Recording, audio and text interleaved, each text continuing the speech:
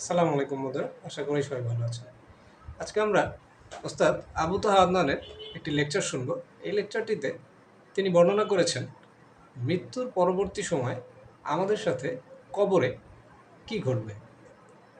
কবরে একটা মানুষকে রাখার পরে প্রথম রাত কি কি ঘটনা তার সাথে চলমান হবে এবং কবরে একটা মানুষের রূহ এবং আত্মার সাথে কি কি কাজ করা হবে, এই বিষয়গুলো সুন্দরভাবে তিনি তার লেকচারে উপস্থাপন করেছেন। চলুন আমরা আজকে ভিডিওটি দেখি। আর এই ভিডিওটির যদি মূল ভিডিওটি দেখতে চান তাহলে আবু তোহা টিভির লিঙ্কটি আমি আমার ডেসক্রিপশন বক্সে দিয়ে দেব, সেখান থেকে আপনারা দেখে নেবেন। বারজাখ বলে একটা জগৎ আল্লাহ তৈরি করেছেন। কি নাম? বারজাখ। এই জগৎটা হচ্ছে আমাদের দুনিয়ার জগৎ আর জান্নাত জাহান্নামের যে কিয়ামতের দিন এর মাঝখানের একটা জায়গা। এখানে ইল্লিন আর সিজ্জিন দুটো স্তর আছে, একটা নাম ইল্লিন, একটা সিজ্জিন। এই দুনিয়ার নেককার মানুষ যারা, তাদের আত্মাগুলোকে আল্লাহ পাক এই যে ইল্লিনে নিয়ে গিয়ে রেখে দেন। আর দুনিয়াতে যারা পাপাচারী, তাদের আত্মাগুলোকে আল্লাহ পাক সিজ্জিনে রেখে দেন। এই যে কবরের যে আযাব, যে আমরা একটা কথা বলি, এটা আযাব বলে রুহের আযাব। কিসের আযাব? রুহ। দেহ তো আপনার নাই, ওখানে দেহ আছে? দেহ তো পচে গেছে, গলে গেছে। তাহলে আযাবটা কিসের? রুহের। বুঝাচ্ছি, আমি এই এই পড়াশোনাটা করেছি ইমাম গাজ্জালী রাহিমাহুল্লাহর বই থেকে। এত গভীর লেখা, ধরতে গেলেও মনে হয় যে একটা লাইন 10 বার পড়তে হচ্ছে। একটা এক্সাম্পল দিয়ে তিনি বুঝাচ্ছেন এভাবে। তিনি বলছেন এটা একটা উদাহরণ মাত্র, এটাই প্রকৃত ব্যাখ্যা না, একটা উদাহরণ মাত্র। বোঝানোর চেষ্টা করছেন তিনি এভাবে যে আমরা যখন ঘুমাই, অনেকে ভালো স্বপ্ন দেখেন না? ভালো স্বপ্ন দেখে আপনার কাছে ভালো লাগছে, খুব মজা লাগছে না?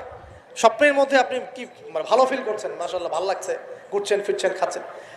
যখন কোনো খুব ভালো আপনি একটা স্বপ্ন দেখেন, আপনাকে তো ভালো লাগে। আপনি স্বপ্নে ঘুমন্ত অবস্থাতেই আপনি স্বপ্নে বাস্তবের ফিলিংস পাচ্ছেন, এমন হয় না? আল্লাহ পাক যদি আপনাকে স্বপ্নের মধ্যে রেখে দেন, ধরেন 1 বছর 1.5 বছর 2 বছর, তার মানে 1-2 বছর আপনি স্বপ্নের মধ্যেই বাস্তবের ভালো লাগার ফিলিংসটা পেতে থাকবেন, কিন্তু আপনি ঘুমিয়ে আছেন।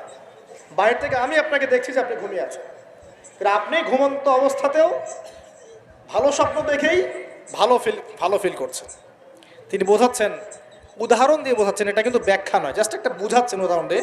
আল্লাহ পাক যখন শহীদদের রূহগুলোকে জান্নাতে রেখে দেন, জান্নাতে তারা এইভাবে রুহগুলো ঘুরতে থাকে, ফল ফলাদি খেতে থাকে, পাখির মধ্যে রুহ দিয়ে দেন, সবুজ পাখি, এই পাখি উঠতে থাকে, তারা ভালো ফিল করতে থাকে।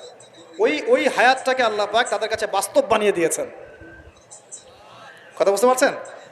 ওই হায়াতটাকে আল্লাহ পাক তাদের কাছে বাস্তব বানিয়ে দিয়েছেন। তাদের কাছে মনে হচ্ছে এটাই বাস্তব, এটাই জগৎ। আল্লাহ চাইলে করতে পারেন না? একটা ঘুমন্ত মানুষকে যদি আল্লাহ করতে পারেন, তাহলে শহীদদের ব্যাপারে করতে পারেন না? পারেন। আবার ধরেন একজন মানুষ পাপাচারী, আপনি কখনো কখনো স্বপ্ন দেখেছেন, ভয়ের স্বপ্ন, আটকে উঠছেন, শ্বাস বন্ধ হয়ে যাচ্ছে, এমন হয়নি অনেকদিন?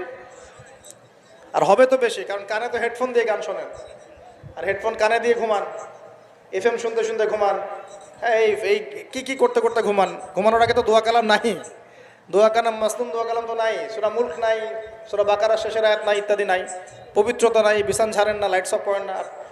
আপনার সুন্নত মাফিক তো ঘুমাচ্ছি না। ঘুমানোর কতগুলো সুন্নত জানেন? ঘুমানোরই কত সুন্নত আছে। ইস্তেঞ্জা করতে হয়, অজু করে আসতে হয়, পারলে মেসওয়াক করে নেয়, বিছান ঝাড়তে হয়, বিসমিল্লাহ বলে লাইট অফ করতে হয়, দরজায় খিল দিতে হয়, পাত্র যদি থাকে খাবার পাত্র, পানির পাত্র ঢেকে দিতে হয়, তারপরে পড়তে হয় বিছানায় গিয়ে আয়াতুল কুরসি, সূরা বাকারা শেষের 2-3টা আয়াত, সূরা ফালাক নাস ইখলাস, হাত একত্রিত করে ফু দিয়ে সারা গা মাসাহ করতে হয়। ডান কাত হয়ে আল্লাহুম্মা বিইসমিকা আমুতু আহিয়া বলে এই যে 33 বার সুবহানাল্লাহ, 33 বার আলহামদুলিল্লাহ, 34 বার আল্লাহু আকবার পড়তে পড়তে ঘুমাতে হয়। কয়জন জানে কয়জন ঘুমানোর সুন্নত? ঘুমানোর আগে এখন কানে হেডফোন, ব্লুটুথ, হাবি জাবি এইসব দিয়ে যুবকরা ঘুমাচ্ছে। প্রতিটা কাজ নবীর সুন্নত মতো করার চেষ্টা করবো, আল্লাহ পাক তৌফিক দান করুন। এই যে 9 নম্বর ওয়াদা করেন, জীবনের প্রতিটা কাজ নবীর সুন্নাহ মতো করবেন। রাজি আছেন ইনশাআল্লাহ? একদম চেহারা থেকে শুরু হবে, চুল দাড়ি পোশাক আশাক থেকে শুরু হবে। আল্লাহ পাক যত উপরে নিয়ে যাবেন, আপনি যেখানেই যান নবীর সুন্নত বাস্তবায়ন করবেন ইনশাআল্লাহ। আল্লাহ পাক তৌফিক এনায়েত করুন, বলি আমিন।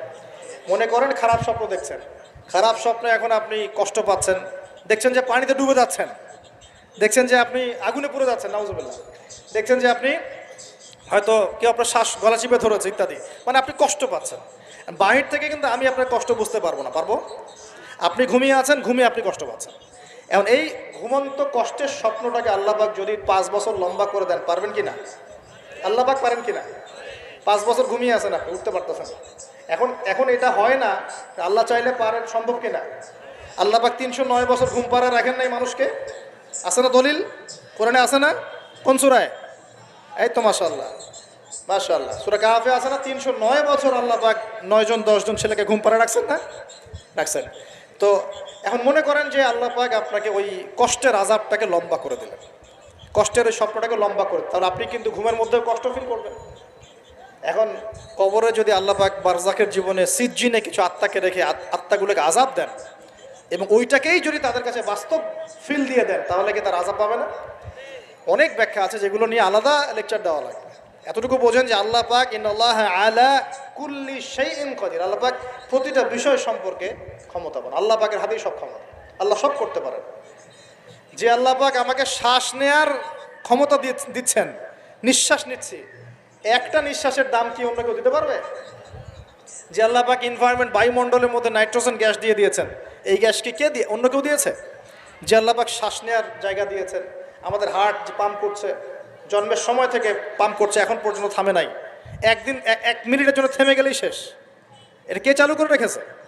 যে আল্লাহ এত কিছু করতে পারেন, সেই আল্লাহর পক্ষে নবী সাল্লাল্লাহু আলাইহি ওয়াসাল্লামকে তার কাছে নিয়ে যাওয়া, এই আযাবগুলো দেখানো এমন কঠিন কিছু? এগুলো নিয়েও এখন মানুষ প্রশ্ন তোলে। তো এখানে নবীজি অনেকগুলো শাস্তি দেখেছেন, তার মধ্যে একই পাপের কারণে তিনটা শাস্তি দেখেছেন। কয়টা ভাই? এই সেই বিখ্যাত পাপের নামটাই হচ্ছে সুদ। কি নাম সেই পাপের? একবার দেখেছেন কিছু লোককে রক্তের নদীতে ফেলে দিয়ে মাথা ফাটিয়ে দেওয়া হচ্ছে। জিজ্ঞাসা করলেন এরা কারা? জিবরাইল আলাইহিস সালাম বলছেন এরা আপনার উম্মতের সেই সব ব্যক্তি যারা সুদখোর ছিল। রক্তের নদী কেন? কারণ রক্ত চুষে খাইতো তারা মানুষ। মাথা কেন ফাটাই দেওয়া হচ্ছে? কারণ এই মাথা দিয়ে বলেছিল ইন্নামাল বাইউ মিসলুর রিবা, ব্যবসা সুদ একই জিনিস। এই শয়তানি মাথা থেকে বেরোছে, এই কারণে মাথা ফাটিয়ে দেওয়া হচ্ছে। আর একটা শাস্তি দেখেছেন, তারা পাথর খাচ্ছে, পাথর, বড় বড় পাথর খাচ্ছে, পিছনের রাস্তা দিয়ে পাথর বের হয়ে যাচ্ছে। জিজ্ঞাসা করলেন কাদের, কি কারণে শাস্তি দেওয়া হচ্ছে? জিবরাইল আলাইহিস সালাম বললেন এটাও সুদের কারণে। 3 নাম্বারটা দেখেছেন তিনি, যে কিছু মানুষ শুয়ে আছে আর এই পেটটা, এই বাড়ি, আমাদের বাড়ি যেমন উঁচু, বাড়ির মতো উঁচু হয়ে আছে পেটটা, আর পেটের ভিতরে অজগরের মতো বড় বড় সাপ কিলবিল কিলবিল করছে। এই 3টা শাস্তি তিনি দেখেছেন। দেখে জিবরাইল আলাইহিস সালামকে বলছেন এই 3টা শাস্তি কি কারণে? 3টার ক্ষেত্রেই জিবরাইল আলাইহিস সালাম বলেছেন সুদের কারণে, সুদের কারণে, সুদের কারণে। আল্লাহ পাক আমাদেরকে হেফাজত করুন বলি আমি। 10 নাম্বার নিয়াত, আমরা সবাই হালাল খাওয়ার চেষ্টা করবো ইনশাআল্লাহ। আমরা হারামের দিকে যাব না ইনশাআল্লাহ। হালাল রিজিক আল্লাহ যতটুকু দিবেন এতটুকুতে সন্তুষ্ট থাকবো ইনশাআল্লাহ।